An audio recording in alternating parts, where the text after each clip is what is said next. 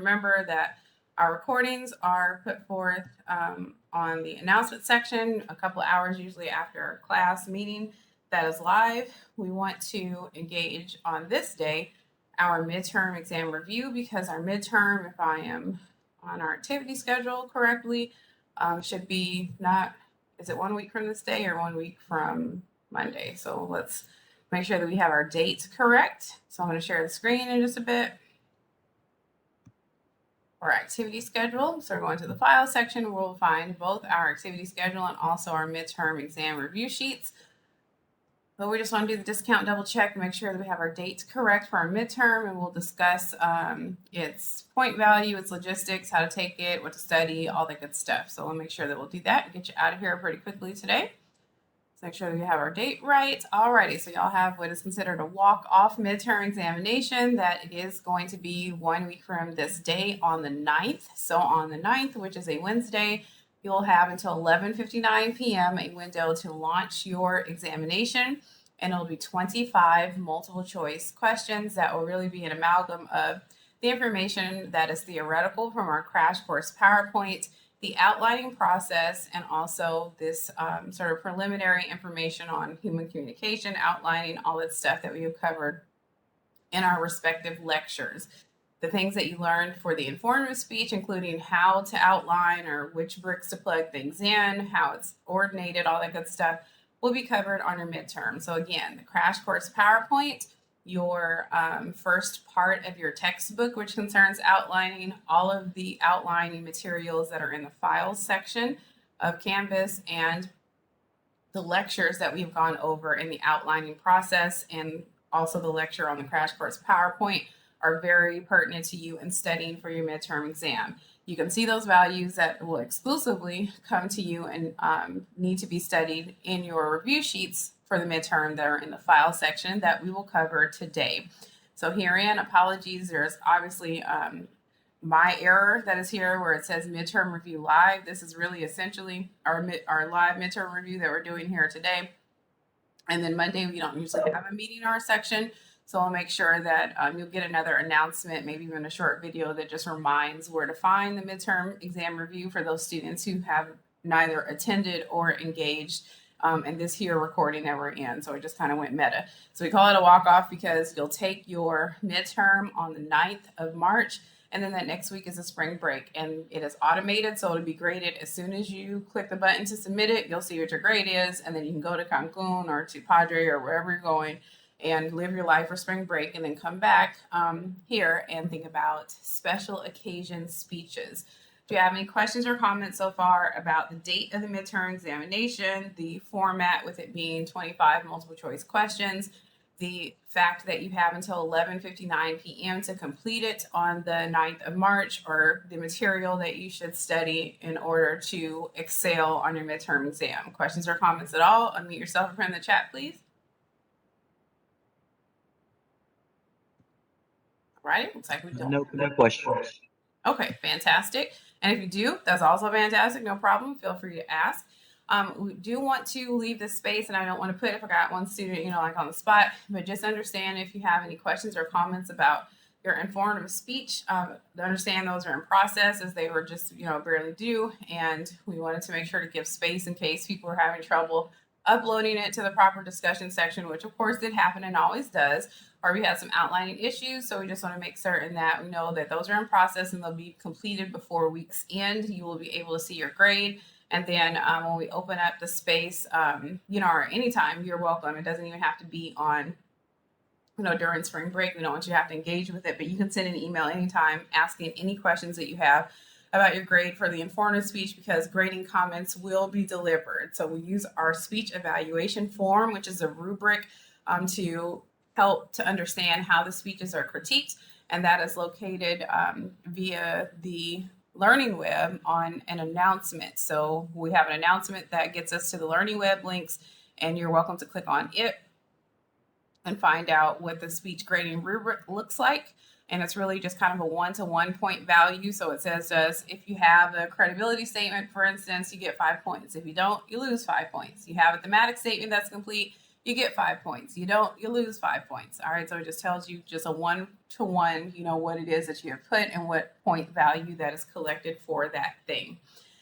When we are looking at our grade for our informative speech, also check the comments and not just the numeric grade, because there could be something that I would say, hey, this is what you lost from the rubric and this is why, so you can make sure, or I will tell you not to do it for the next speech, or I'll tell you this is phenomenal, this is the greatest thing that I've ever seen, so great, I hope that other students will replicate this thing and know that it was really great and wonderful. So there is as much compliment as there is highlight for things that we could do better for the next time, so please do check through those grading comments. And again, you can probably engage those tomorrow or on Friday. Okay, so that would be probably the latest that you'll get those locked in. Now transitioning to our midterm exam review. In the files section, we have really an old school PDF scan because our last section that did this was face-to-face. And so we just made sure to impart that for your benefit in the file section here, where we have 2 sheets that look like they were done with like the old school purple paper. That control for our midterm examination review. Again, the elements that are required for you to study would include our welcome packet, the first part of our textbook, and it is divided up in our exclusive access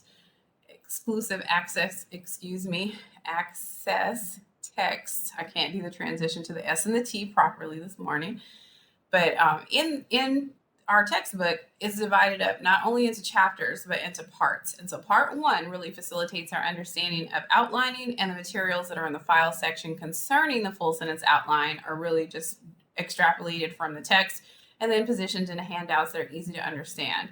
These include our content guide for our speeches that will supplement or enhance the template itself. This means if you're wanting to study the outlining process, then you're going to look at the speech outline template and also the content guide, and you can even engage the outline example. So you can remember that, for instance, there's only 1 or 2 sentences per brick, and also that you're going to type out every single word you plan on saying exactly as you plan on saying those words in just 1 or 2 sentences. So that type of information is included into the file section. Also, we have things that are audience analysis based. So remember, chapter 6 was on audience analysis, where we find out what type of data that we are collecting. Remember, that has a handout, so that would take us into chapter 6 of our textbook as well, which is a first foray into part 2. And we learned a little bit about ethics in chapter 4. So things such as making certain that we are citing others' intellectual property to avoid plagiarization, and that we are engaged in the ethical distribution of knowledge. So we're not going to lie on purpose, hopefully, and our goal is to increase or assist public discourse and not to harm it or to stifle it. We are inside of our midterm exam review, and of course, you are invited to interject any question or comment that you have throughout our lecture that reviews our information for the midterm. We'll talk about what really our responses are to these prompts, and also what area that you can find this information in as well. This was designed to print it out and to write on it, but as long as you can hear the lecture, you should probably be straight. We're invested in our crash course PowerPoint when we learn our 3 types of meaning that each word or phrase can have that is uttered at the lectern and listened to by the audience.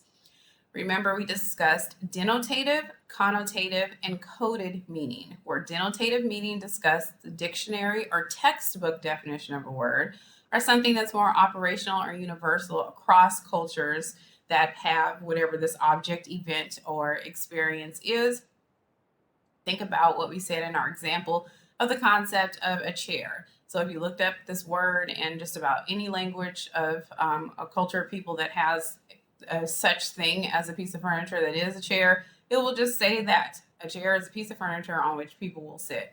Great, that's it and that's all. It just tells you what that thing is. Then we move on to connotative meaning, which tells us more of the emotional or subjective way that that society treats that word.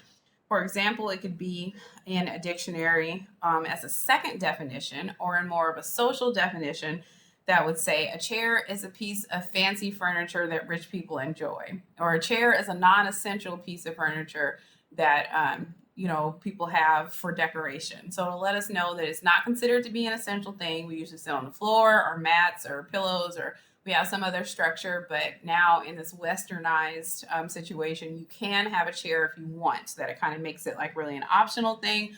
Or it could be the opposite, that you can say a chair is an essential piece of furniture in any home. And then it'll let us know that that culture really cares that we have chairs. So the connotative meaning tells us how society treats this word, how it feels about it. Does it consider it to be taboo, or is it welcome?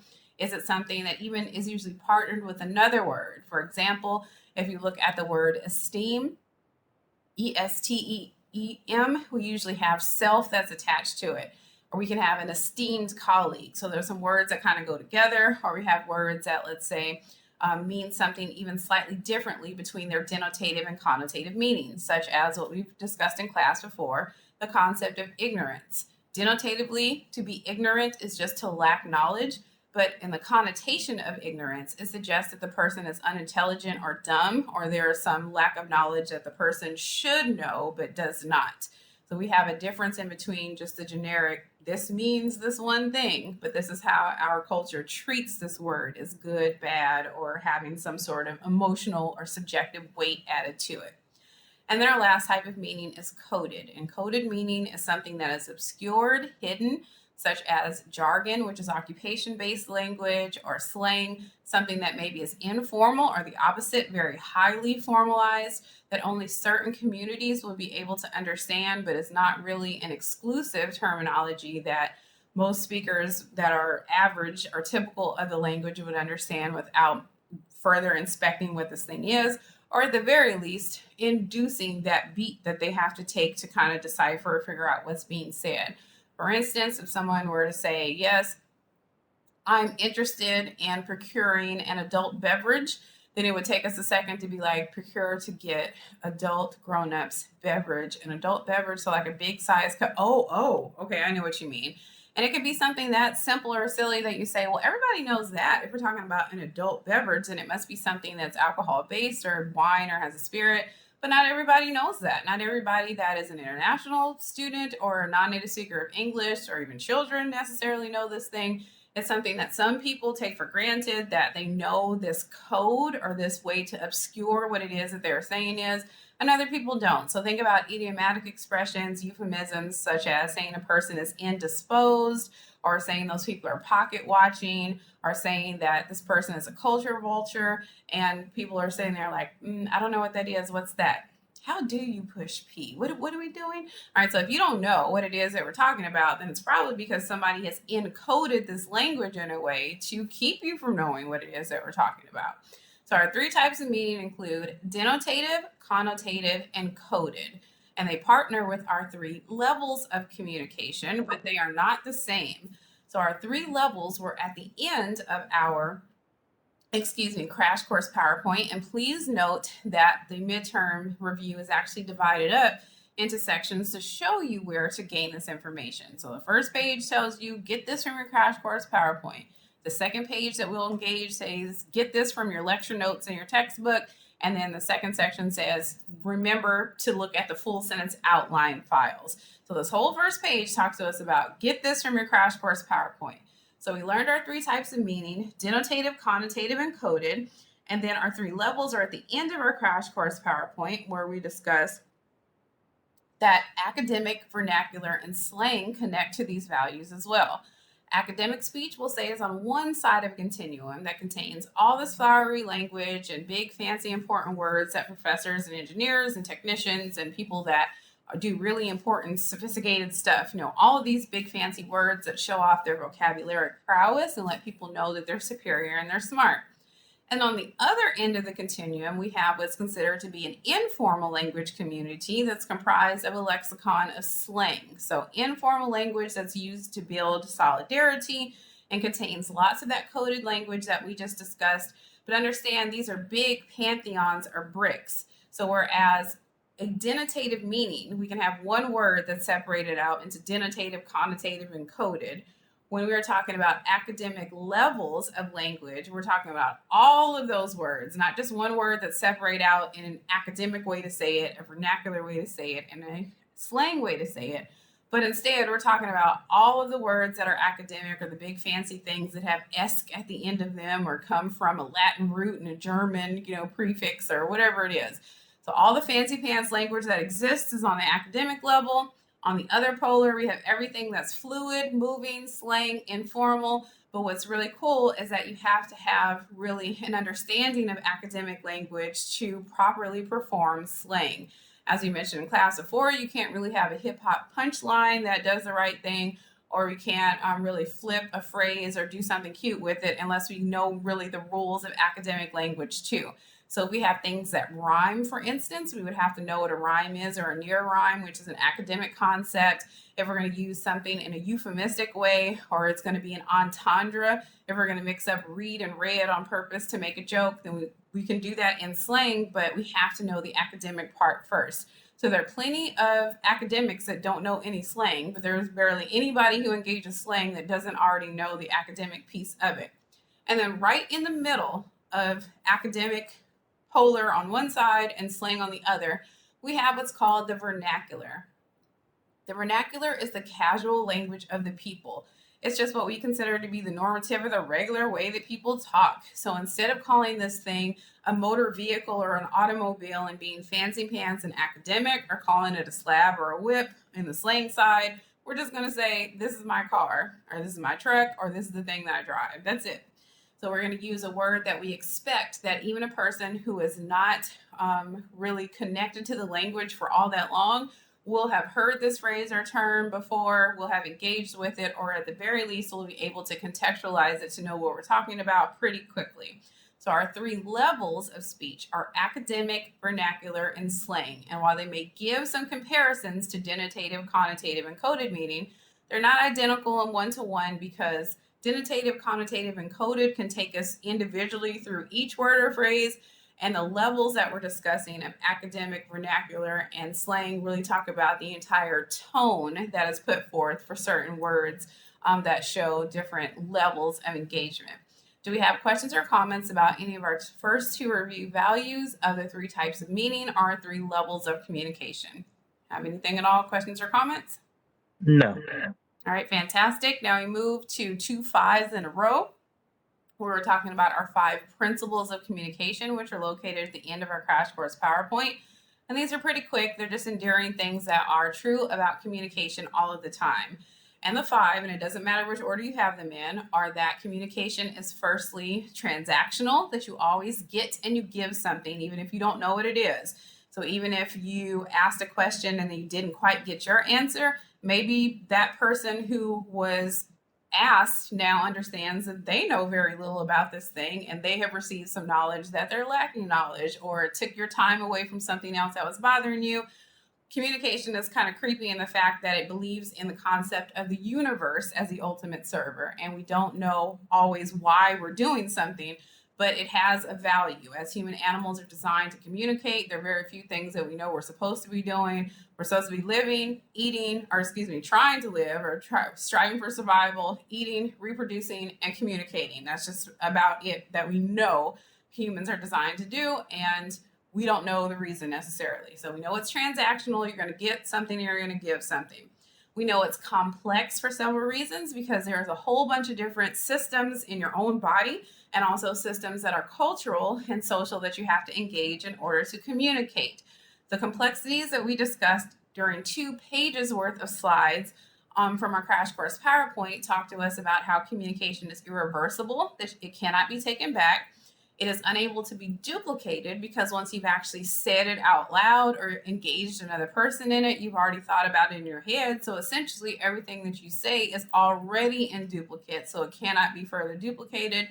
We know that it is one of those things that's personal and cultural because the symbol that you have for something or this word that you have for something may be something totally different than the other person. So you can say the trunk of the car and another person can say the boot of the car. You can say you're in line, the other person can say you're online. This person's going to get groceries, the other person's going to make groceries.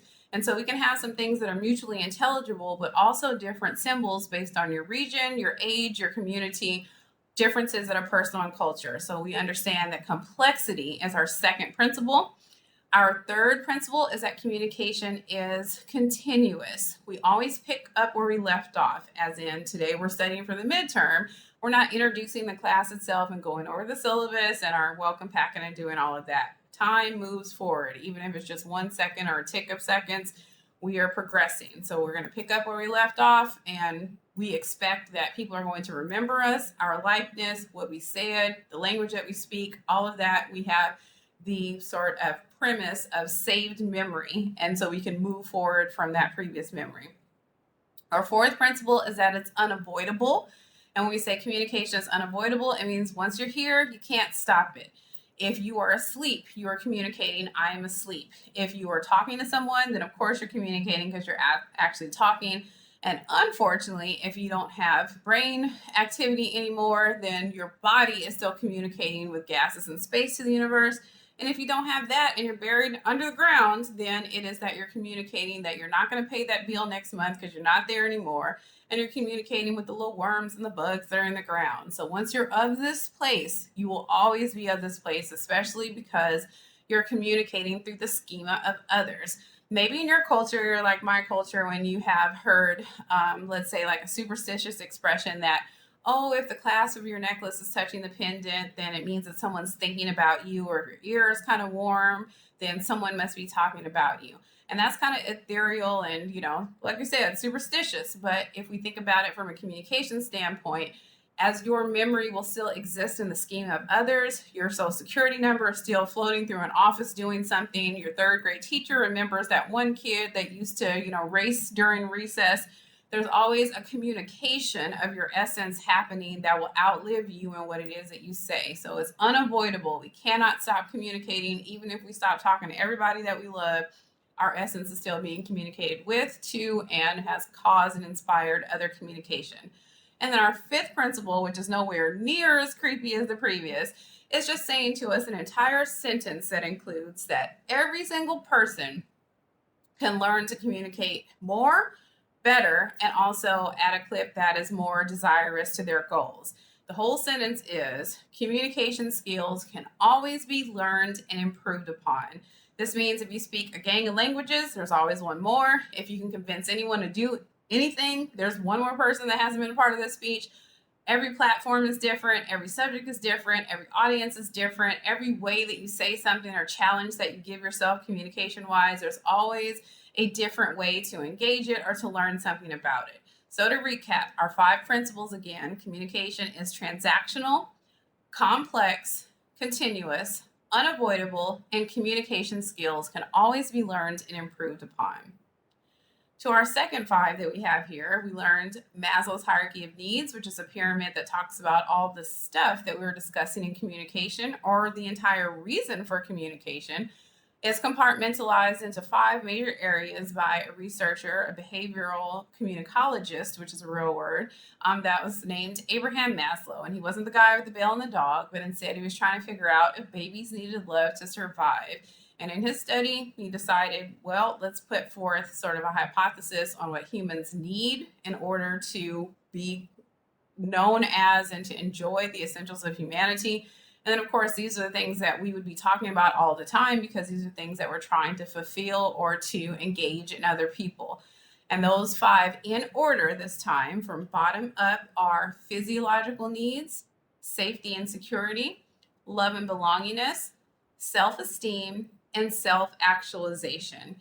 And the reason that they're put forth in pyramid form is to denote that physiological needs, things such as water, shelter, food, warmth, will be lifelong commitments to staying alive, that you cannot have really an opinion about these things. You can say that you don't like water. Do you know that some people say they don't like water? So let's say, I don't like water, I don't want any water, but you're gonna need some water, or you're gonna need some sort of product that contains water in order for you to keep living. It's not subjective, it's not a psychological premise, but rather one that's physiological. You must be a certain temperature, you must have water, you must not be exposed to the elements, you must have these things that are physiological. And that's going to be forever. So you can't complete all of your eating by the age of 21. You're like, oh yeah, I ate all my stuff, so now I don't need to eat anymore. I'm cool. That's forever. So that's why it's the biggest and heaviest part of the speech, or excuse me, a part of the pyramid. And then you'll notice that our necessity for the other levels will wane or get smaller.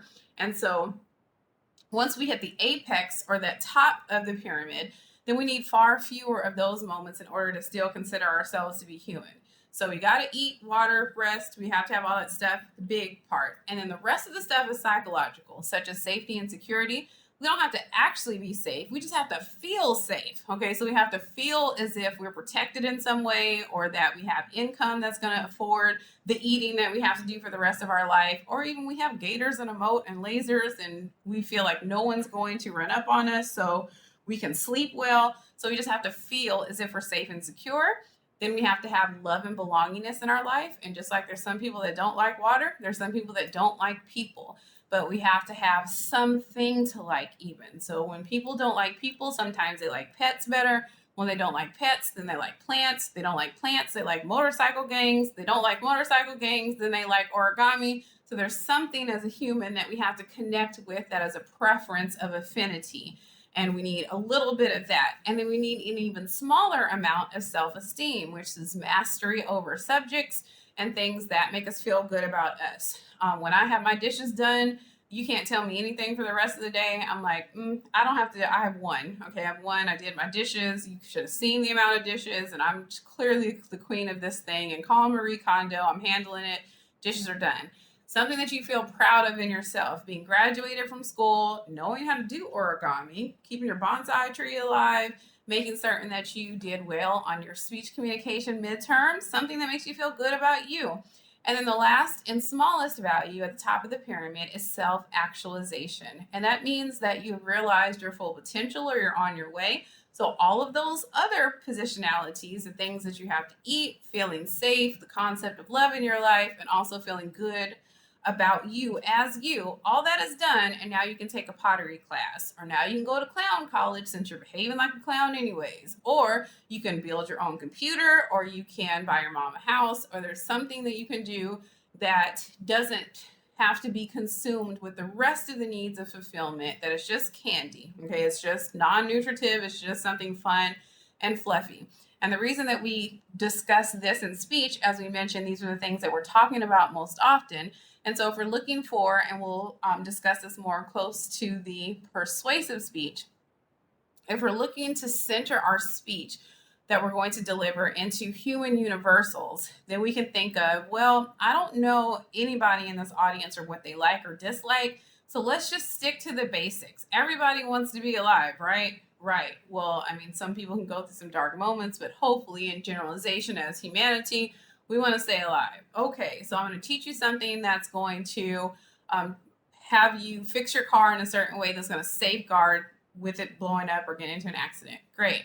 Well, everybody wants to feel safe, right? Right. So we're going to teach you how to unzip your hoodie while you're driving to make sure that the metal zipper doesn't get you if your airbag accidentally deploys. Okay.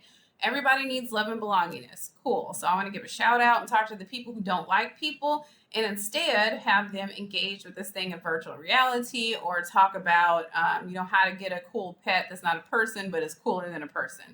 You can develop a speech around what you anticipate that your audience will engage with favorably based on the basics that all humans have to deal with. So if we know that everybody has to have something that's a hobby, everybody has to have someone that they love enough in their life to protect, everybody has to have food on this day, then you can give a speech about cupcakes any day and capture all of the class. Today I'm going to teach you how to make cupcakes.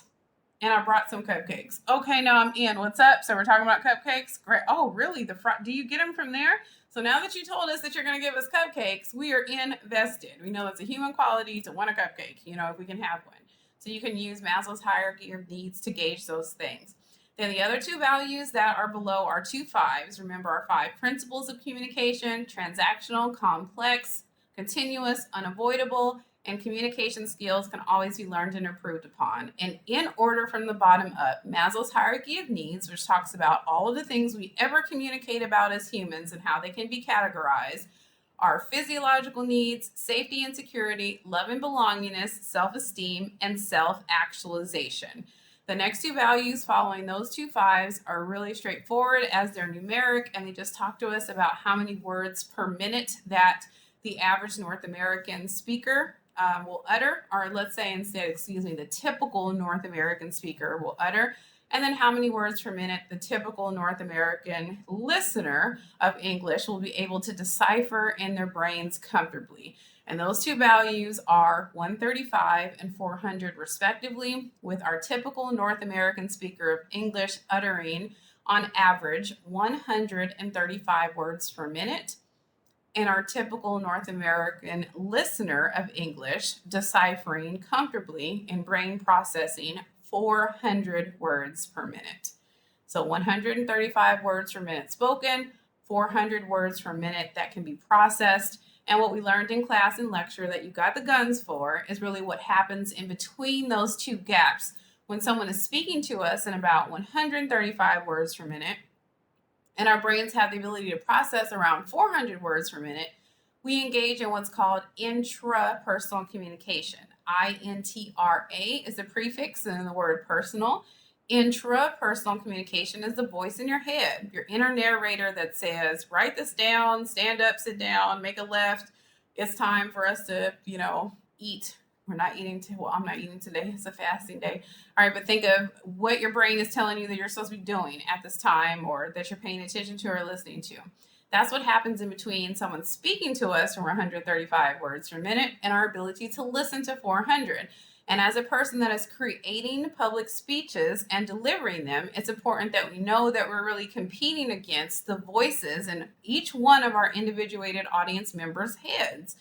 They are ingesting, hopefully, and listening to what it is that you are saying, but they are also talking to themselves at the same time. They are determining whether they agree or disagree with you, if this is important to them or not. Is it boring? Is it fun? Are they excited for you? So the messages are going at the same time. It's not that you're going to say something and they're going to sit in complete silence with their brains and be blank totally. If we are discussing a person that is on the continuum of neurotypicality, then they will be thinking their own thoughts at the same time that you are delivering your remarks as a public speaker. This means that we have to be kinetic, engaged, that our vocal quality has to lend itself to a person paying good attention to what we say. And then, of course, we want to engage that full sentence outline to organize our thoughts in a linear way so people don't get so worn out or confused trying to make sense of what it is that we are saying that they kind of lose the plot. For example, let's say that someone's telling you a story about what happened to them at work today. And so they start at work and then they have to go back home in the story to have forgotten their keys, and then they get back to work and the coffee maker isn't working, and then they have to go back again home to mention that they would have got their own coffee from home. I know you're going to say, why don't you just bring your own coffee? But my coffee maker happened to be on the fritz too. And then so when I got in the car, I was 10 minutes late, and then I was going to stop at the Dunkin' Donuts, but then the line was around the corner. So that's why I was at work and having to get this coffee. And then when it's filled, the boss stopped by. And what I didn't know is that my phone hadn't charged the night before, and you're kind of like cats in a tennis match. You're like going back and forth. The story is supposed to be about what happened at work, and we have gotten from work to home to traffic, work, home, traffic, home, work, and we're going all over the place. But instead, to make it easier on our listeners to engage all of those human universals, to be able to decipher whether you're using denotative, connotative, or coded meaning for your words, which level that you're speaking, to make it as easy as possible with those principles that we know, then we're going to make sure that we're vocally kinetic. We want the audience to know that we really care about whether it is listening or not, or paying good attention, and that we're going to try to make it easy on them to understand what we're saying through the full sentence outline. We do this by recognizing also that we have our own schema and that they each have individual schemae, which is how we're saying it, that impacts their own perception. So perception, of course, is how you invent for yourself the concept of reality, whether you think that it's day or night, according to the objectivity of what your settled science says. How do you engage it? So what do you think about it? Let's say, for instance, as we may have discussed before, if someone says, all right, I'll call you tonight. Well, when does night start? Does night start when it's actually dark outside? Or what if it's actually 7 o'clock, but it's not dark outside? Is that still night, or is that evening or afternoon? Or how do we quantify this thing? And there may be some sort of, data warehouse that tells us this is officially when evening hits in this solstice on this hemisphere, and this is when it transitions to night. but we know that in each person's individual reality that this person is going to engage it differently than another person, even if objectively there is a hard and fast rule that says this is when night happens. This means that you have your own schema as a speaker, and each individual has a schema, and your schema is every single thing that you already know.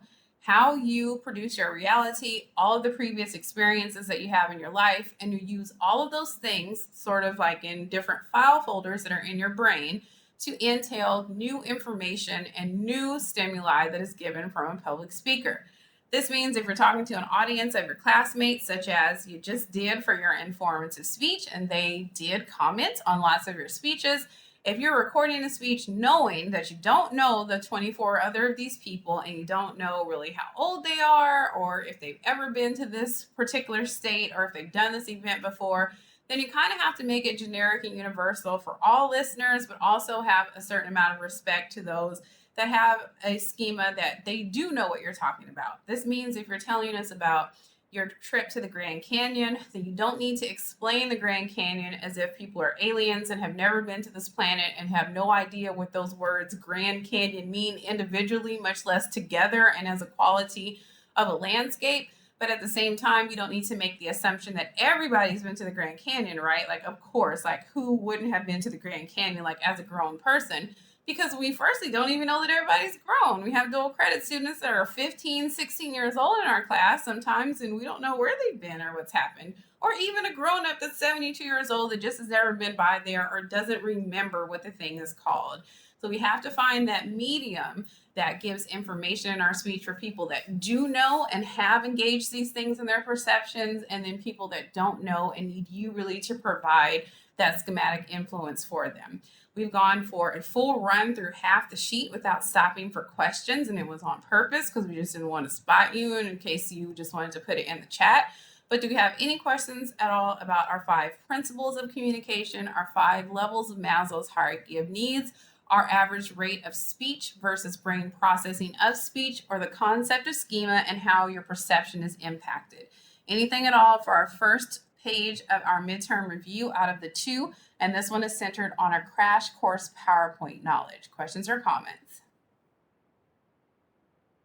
I just had a quick question about the schema. Mm-hmm. And you said the schema is just pretty much about what we know, like that's all it is, the schema. That's all the schema is. So schema just talks about really your worldview or your reference point. So when we talk about your schema, let's say that we're engaging something as a child. So if someone says, if you tell someone, if you say, yes, and I had no idea how you were supposed to even pronounce the word spaghetti, I called it paschetti. And then someone laughs and says, you didn't know how to say spaghetti? Like, were you raised by wolves?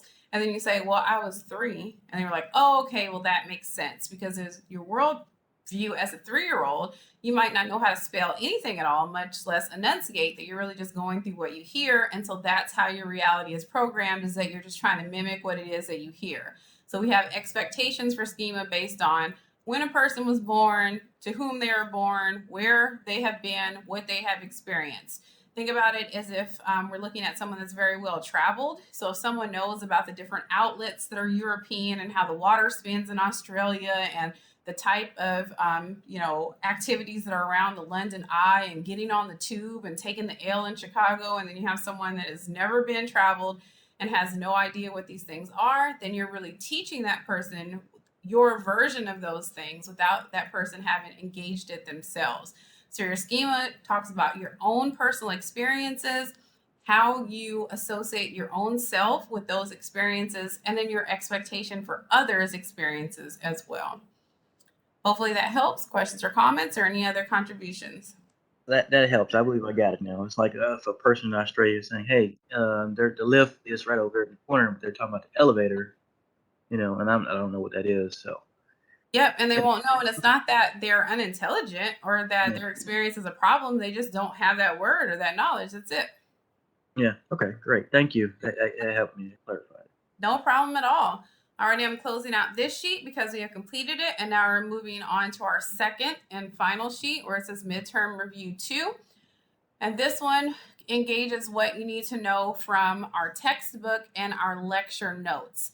And we can look for the information that's in Chapter 6, audience analysis for a lot of this information. So we can go directly to Chapter 6, and we can also look at the handout that's in the file section that expressly goes through each one of these values. So this part's going to go a lot more quickly because we can just bop over to either one of those resources and look for it. In lecture, we talked about the concept of a face poll, which takes data by making certain that we just ask a question that is non-embarrassing, hopefully, that an audience that is in real time or live can answer directly.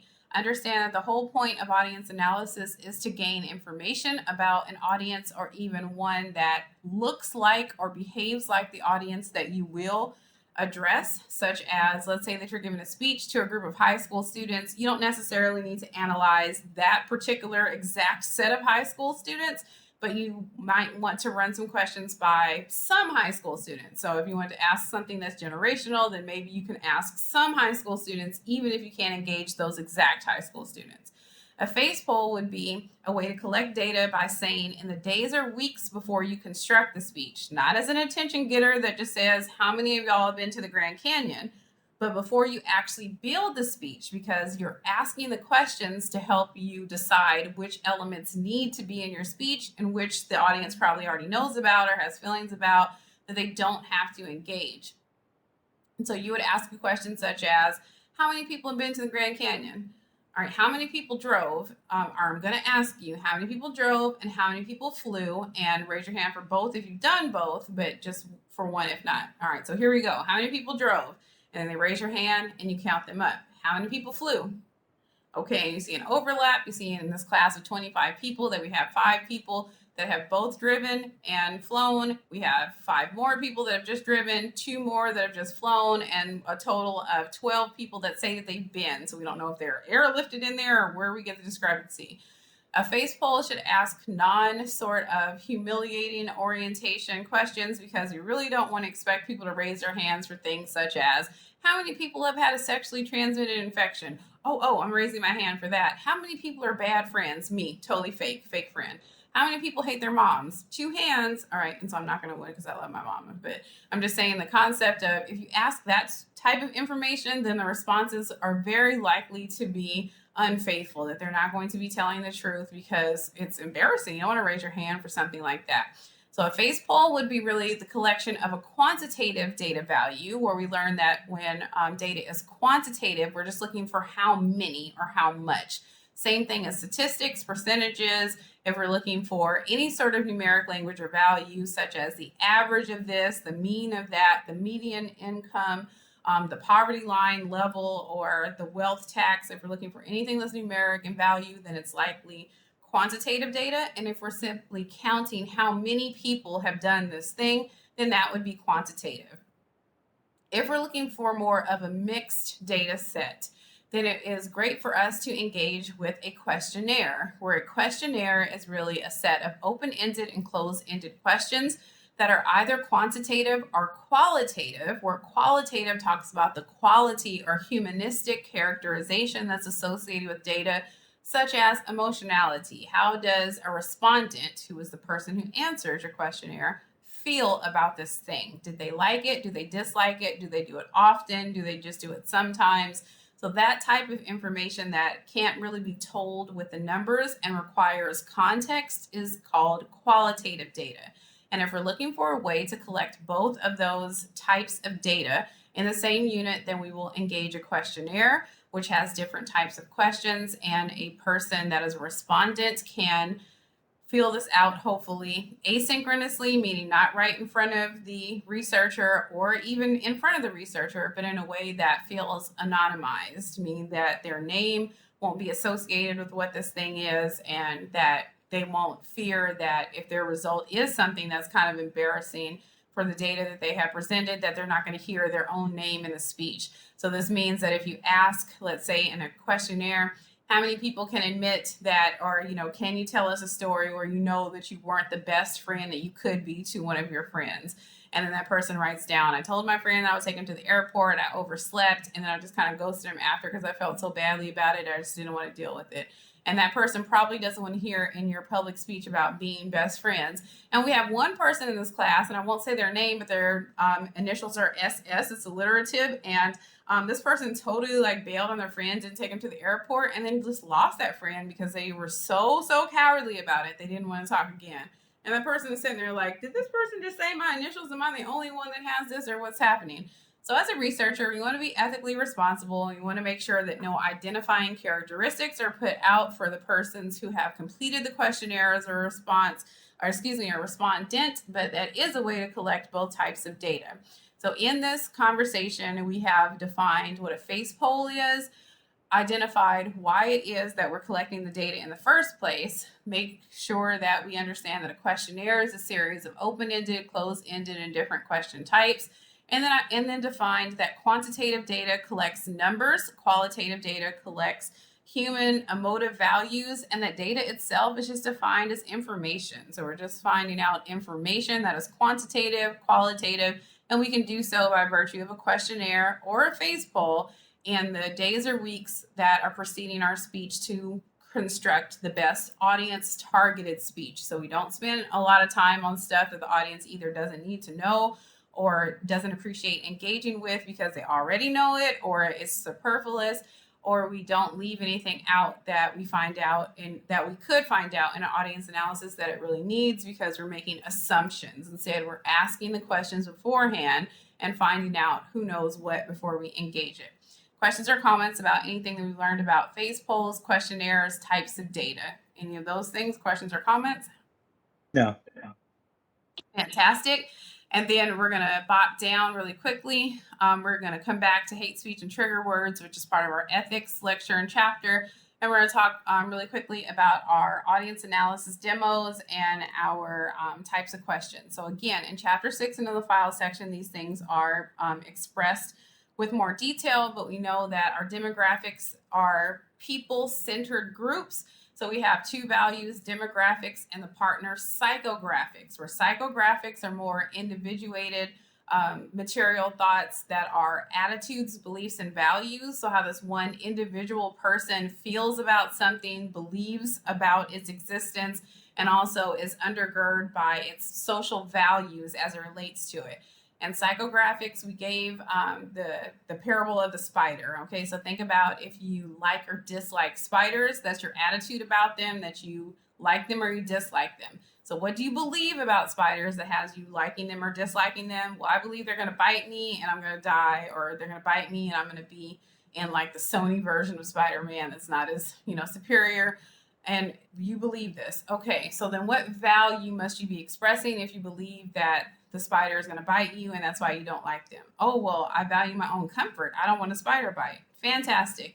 So now that we know that you value your own comfort, you believe that they're going to hurt you, and so your attitude is no, then if we want you to at least be neutral about spiders, or we want you to like them at all, then we can give you a belief system that will help you to embrace their place in the ecosystem that maintains your value.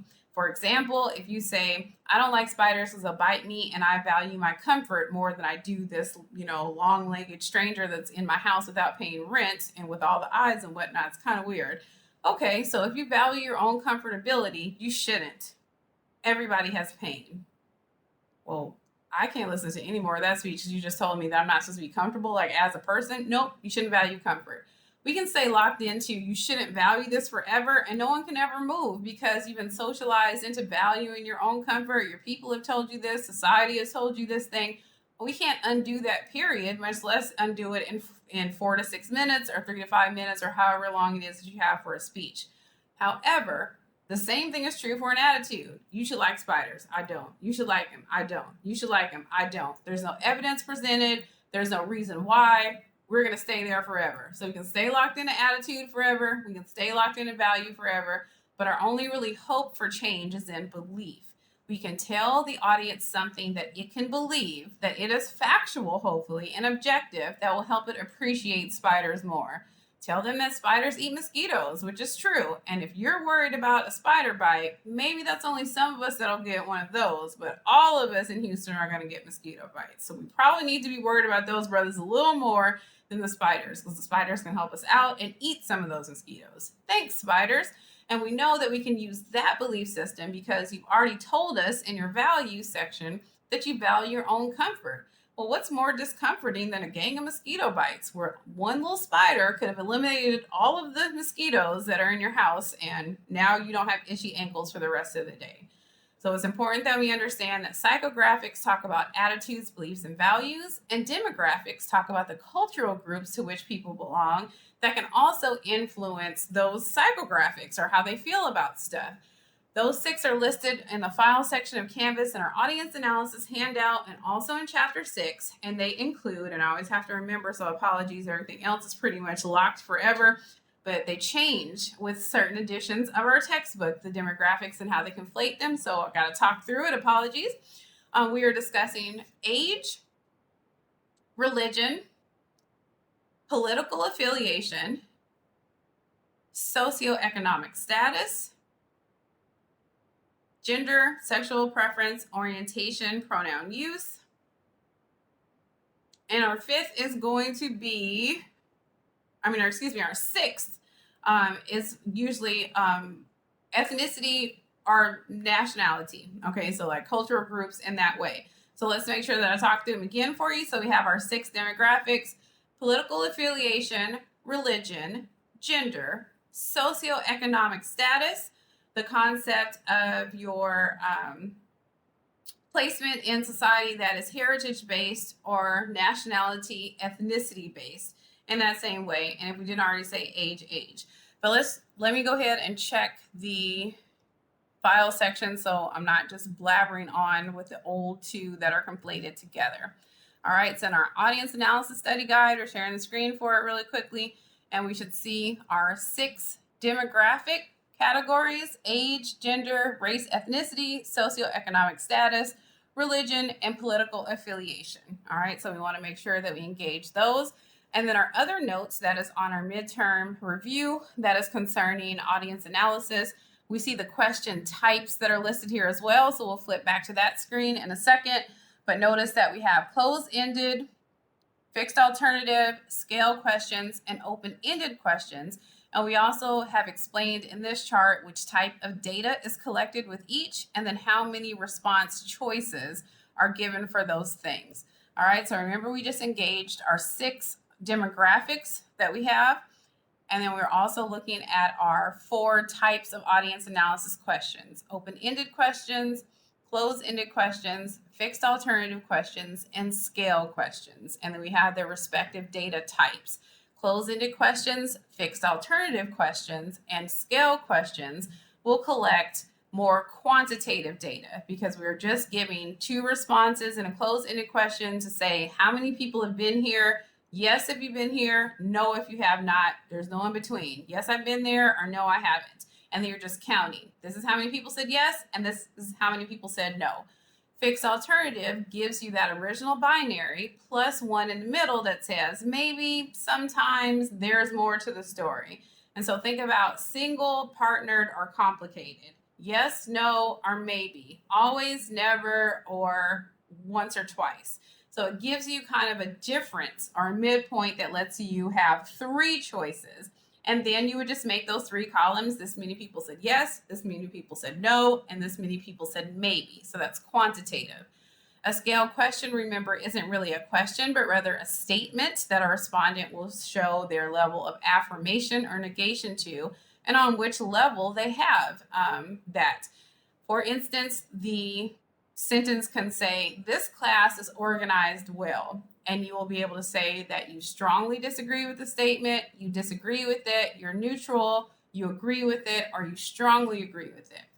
It can contain quantitative data elements by making 5 columns that say, this many students said that they strongly disagree with the statement, this many people said they disagreed, this many people said they were undecided, this many people agreed, and this many people strongly agreed. However, scale questions contain both types of data that they can collect. We just said that they can collect quantitative data by simply dividing up the columns into who said what, but also the what that they've said has a qualitative element, because a person could have said that they agree with the statement, but someone said they strongly agree with the statement. So they're saying, heck yeah, this thing is really, really, crucial. I want you to know that I feel strongly about this thing. So we're collecting in scale questions mostly quantitative and qualitative data. And then lastly, our question type, open-ended, allows the respondent to freely write or say anything he, she, or they would like to. And this is what we consider to be the most difficult question type to extract meaning from, also known as coding. So to code this data or to extract meaning from it, it means that we have to set up really a content analysis. If we're asking people how they feel about something, for instance, we would have to know the definition of their words. If they say, well, I'm really of two minds on this one. On one hand, I feel like it's a superfluous exercise of erudition in a climate of hostility. And on the other hand, I feel it's a necessary value that negates really every one of the terroristic thinkers, but also fails to center and encapsulate a new breed of philosopher. And you're like, so, I mean, do you like it or not? And really, that person said a whole bunch of big fancy words, but didn't truly say if they liked it or not. They just compared the two things without ever truly coming to a value that could be coded as positive thinking or negative thinking to whatever this thing is. So there's always a danger in an open-ended question that the researcher is not going to be able to analyze the content or extract from the content, anything that is of value, or is going to use their own bias to assume what this person meant.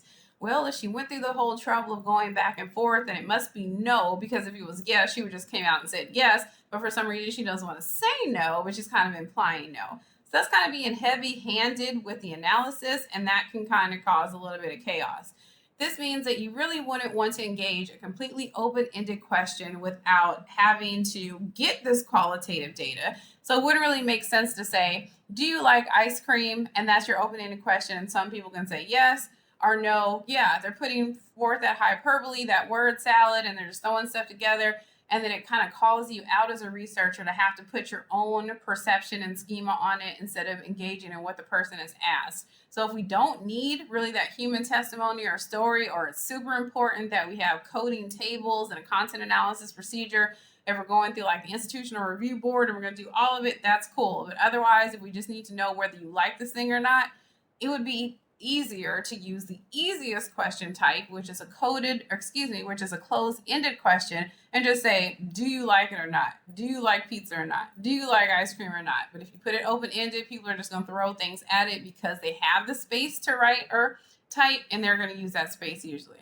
So open-ended are the most difficult to code. Closed-ended are the easiest because we just have two columns.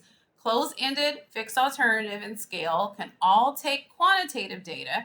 And then open-ended questions are exclusively for qualitative data, and scale questions can also evaluate qualitative data if we're talking about the strength of agreement or disagreement that a respondent has put forth.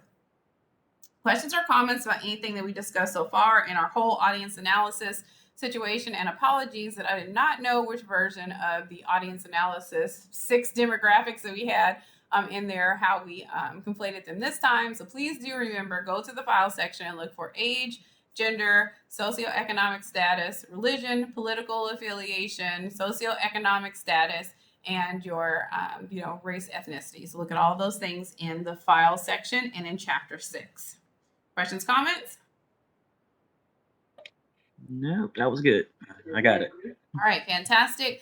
Now let's back up to the 2 values that were covered in our lecture mostly, but also engaged in chapter 6 a little bit with the definitions of hate speech and trigger words, and also in chapter 4, which discusses ethics. So this that we're talking about, hate speech, is for sure in chapter 4, and trigger words were engaged mostly in our audience analysis chapter, but also have been discussed throughout, even in our crash course PowerPoint. Hate speech in chapter 4 is defined for us as speech that is deleterious, malicious, awful, slurs, and offensive communication that really target a group of people. And that group of people is likely part of a demographic or a class that is been historically discriminated against or disenfranchised, and now has some applications in place to try to protect against that discrimination. For example, if the language is ageist or sexist, if it is racist, if it is generationist, which is a real thing now, if it is something that is offensive towards a group of people from this particular nation or this ethnic group, or a group of people that speaks this particular language, then it's very likely hate speech, and the speaker also very likely knows this thing is hate speech. There is not a such thing as positive hate speech. I mean, come on, y'all. Hate is in the word, so it is not ever the cool thing. And if the speaker is using these pieces of offensive communication or slurs, then they very likely know this is not the proper word that you're supposed to use for these people. And you're doing this on purpose in order to stir up, some sort of hate mongering amongst the people that you're giving the speech, or to call out these other people. So when we're using even, and I've done it on purpose, these people, those people, you people, when we're making a separation of humanity, then that can even fall into the concept of hate speech. Now, hate speech, understand what we learned in chapter 4 is that not all of it is criminal, not all of it is illegal, but all of it is, in fact, something that is hateful and can be privately dealt with in ways that are majorly consequential. For example, let's say that the federal government cannot prohibit you from saying these things that are hate speech in the middle of a public forum. However, your boss can decide that it doesn't want, he or she or they don't want to endorse your language, and they can fire you because you have a moral turpitude clause or a speech code. You don't have freedom of speech in the way that privatization of speech codes are prohibited. It just means, and people do this all the time, what about my First Amendment? I got free speech. It is free. You said it. You said the thing out loud. It doesn't mean that it's a freedom from a consequence. It just means it's freedom from government intervention. The government cannot stop you or prohibit you from saying it before you do. And the government is not necessarily going to prosecute you or persecute you for your ideas or speech if they're not in direct harm to another person that involves sort of an eventuality of malice. Meaning we're not yelling fire in a movie theater and then you're causing people to, trample each other or to die. Then it's not likely going to, involve the government unless we're talking about a terroristic threat. And then the state can say, you told this person that you would kill them and they struck first. And that's why their speech, as the act of protecting themselves, has the government's endorsement, and you, who put them in the position to feel as if they were about to be killed, now you're in trouble because you're not supposed to say like that, and we have an enhanced charge for what you're putting forth. So again, the tenets of hate speech, when used by a public speaker, almost always involves the speaker expressly knowing that these things are hateful. They target groups of people. So we're talking about those people over there, those people from that country, those people that speak that language, those people that are on that part of town that drive those types of cars, that do those types of things. So we're doing a segregation of humanity, and we're talking down on people that are part of a group or a demographic. And it's always bad, and the speaker very likely knows. Now, the cousin, the much cuter cousin of hate speech, are trigger words, where triggers enjoy the same, sometimes, emotionality that hate speech will draw from an audience, but does not share the premise that they must always be bad or deleterious or full of malice. A trigger word can be positive or negative. You can trigger the audience by saying that you're going to take their money at the end of the speech, or you can trigger the audience by saying you're going to give them some money at the end of the speech. You can trigger your audience by saying, those people over there, I hate their guts. I want to punch them in the face. And everybody's like, are we talking about physical violence? I didn't come here for that. That's not the kind of speech that I want to hear. And then for some people, they'll be like, physical violence? That's the kind of speech that I want to hear. So it can even be one thing that can divide the audience up into feelings about this, whether it's good, bad, or ugly. So there's some people that have words that they dislike.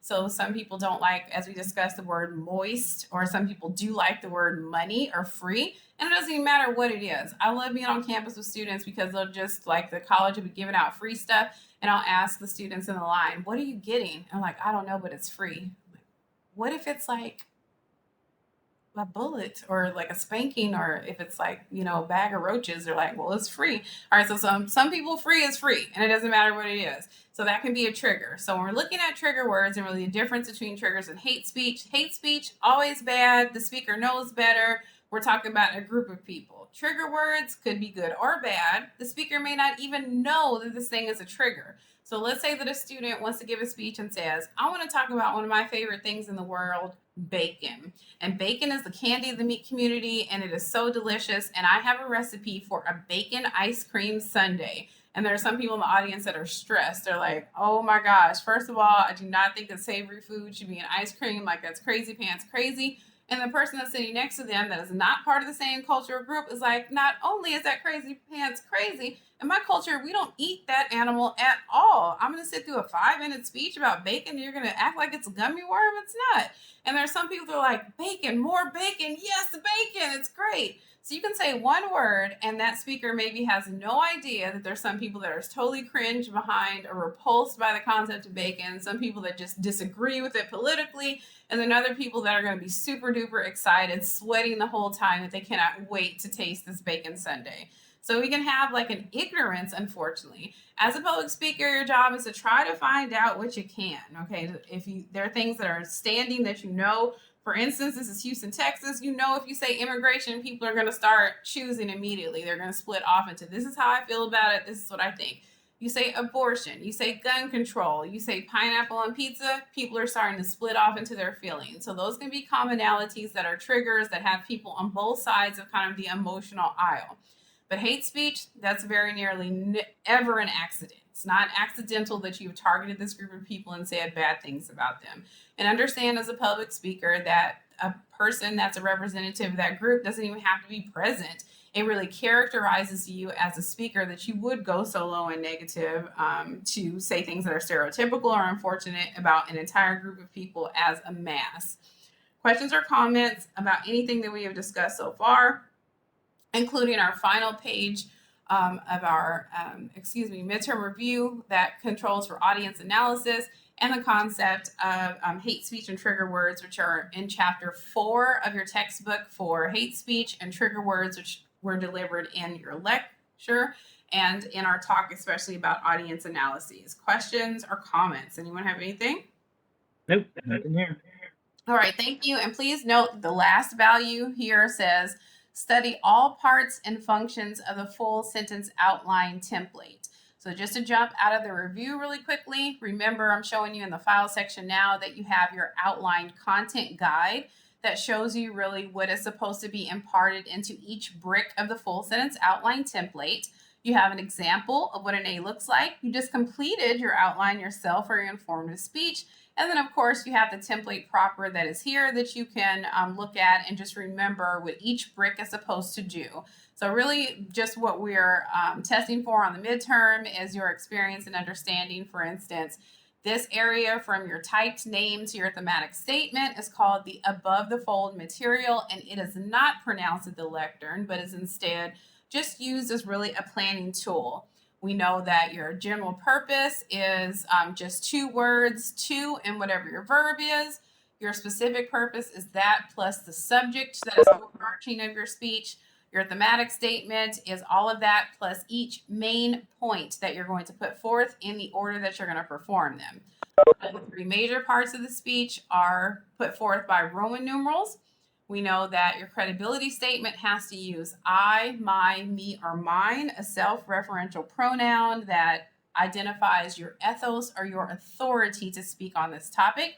We know that your thematic statement that you enunciate to your audience can be identical to the one above the fold because it has to contain each of the main points that you're going to put forth exactly in the order that they will be performed. We understand that just as for your informative speech, you had to have a minimum of 2 main points. That will vary for your subsequent 2 speeches. But what will not change is that each main point must have at least 1 supporting material. And a supporting material is a sentence that enhances, describes, or further discusses whatever that main point is. For example, if main point A is on what you did, how you were able to afford a trip to the Grand Canyon, then everything that is a support material under that main point is about affording the trip. You can't talk about how the canyon was formed. You don't want to talk about which cousins came with you in the RV. You're not going to discuss what scenic things that you saw. We're all about financing the trip. So every one of the support materials that are indicated by Arabic numerals, that's what these are called, that some students consider to be normal or regular numbers. They're called Arabic numerals, and they indicate supporting materials. And you must have a minimum of 1 per main point. So you have to have at least 1 supporting material per main point. Transitions, however, do not belong to main points, but rather live in betwixt. All right, so transitions live in between main points. in order to bridge or segue from main point to main point. It doesn't matter what your supporting material previously is, because we're still just transitioning between main point and main point A and B. For example, if main point A is about how you financed your trip to the Grand Canyon, and main point B is how you, what you did at the Grand Canyon, you're going to say, now that I have told you how I afforded the trip to the Grand Canyon, let's talk about some cool stuff that we did once we actually got to the Grand Canyon. You're not transitioning to your support material number 3 that's about gassing up the RV. You're not going to say, now that you know how much gas that I bought for the RV, let's talk about this. Because you talked about gas, sandwiches, the hotel, you already talked about all of that in finance. But what you're doing from a transition is recapping the previous main point and previewing the upcoming main point. This means you will always have one fewer transition than you will have main points, because they go in between main points. If you have 3 main points, for instance, you'll have 2 transitions, one between main point A and B and the other between main point B and C. Then we make it to your conclusion, which is Roman numeral 3. And this is the one part of the speech that it's okay to mix up the stuff, because the stuff is really just a recap of your thematic statement, which already includes your specific purpose and each main point that you're going to put forth. When we signal the end is near, we're simply telling the audience it's almost over. And the most impactful way that we close the speech is by saying thank you. So usually these two stay anchored where they are, where you say in your conclusion, well, y'all, my time is almost up, to signal the end is near. But then lots of students correctly, if they would like to, mix up B and C, because when you review the main points and reinforce a central idea, if you flip those around and did C and then B, that's really just a past tense version of your thematic statement, because the main points are the same main points that were in your thematic statement. And the central idea is the same thing as your specific purpose. What was your job? To inform. To inform about what? My trip to the Grand Canyon. Well, there you go. So if we have B and C together and we flip them around, that's just the thematic statement over again. Your conclusion can last mere seconds by saying, well, y'all, I'm almost out of here. Today, I informed you about my trip to the Grand Canyon, including how I afforded it, what we did when we got there, and cool attractions that we saw on the way back. Thank you. That's it, and that's all. So the closing with impact is just expressing gratitude. And if your audience is garbage by Sora 5000 and they didn't pay good attention, then even just thank yourself, because it sounds very similar. So say thank me instead of thank you, and they'll clap anyways. Questions or comments about what we learned about in the outlining process, the resources that are in the file section for outlining, or anything that we've covered in our midterm review in anticipation of our midterm exam, which is 1 week from this day. Questions or comments before we stop the recording and get you out of here? No questions. All right, good job, and thank you for coming to class. It helps me to not talk to just a blank screen, so thank you so much for